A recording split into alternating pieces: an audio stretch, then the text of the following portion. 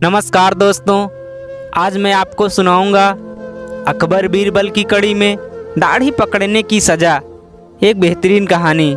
आइए शुरू करते हैं।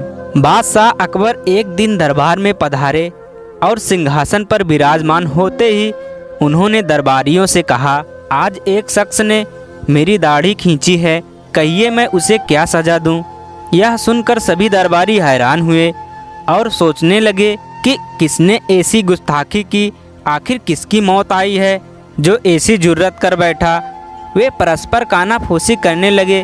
थोड़ी देर के बाद एक दरबारी बोला, जहाँ पनाह, जिसने ऐसा दुस्साहस किया है उसका सिर धड़ से उड़ा दिया जाए। दूसरे दरबारी ने कहा, मेरी राय है जहाँ पनाह कि ऐसी गुस्ताखी करने वाले को हाथी के पैरों तले कुचलवा दिया जाए। किसी ने कहा उस पर कोड़े बरसाए जाए, किसी ने कहा उसे जिंदा दीवार में चुनवा दिया जाए। जितने दरबारी उतनी तरह की बातें, तरह तरह की सजाएं सुझाई गई। उनकी बातें सुनकर बादशाह ऊब गए। अंत में उन्होंने बीरबल से कहा, बीरबल तुम क्या कहते हो? हमारी दाढ़ी खींचने वालों को हमें क्या सजा देनी चाहिए? बीरबल मंद मंद मुस्काए और बोले, जहाँ पनाह, आप उसे प्यार से मिठाई खिलाइए, इस अपराध की यही सजा है।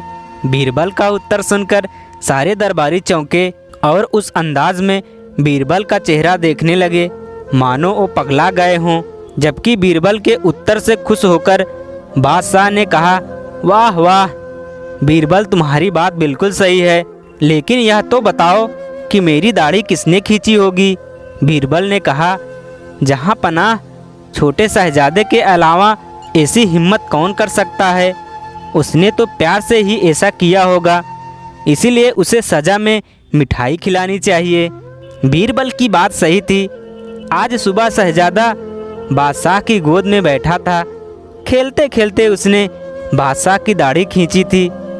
चतुर बीरबल के जवाब से बादशाह खुश हो गए। अन्य सभी दरबारियों जो उतना भी नहीं सोच पाए कि बाहर का कोई शख्स भला बादशाह की दाढ़ी कैसे खींच सकता है, दरबारियों का सिर शर्म से झुक गया। तो दोस्तों, आज की कहानी आपको अच्छी लगी हो तो मेरे चैनल को सब्सक्राइब, वीडियो को लाइक, कमेंट, शेयर ज़रूर करिएगा। धन्यवाद।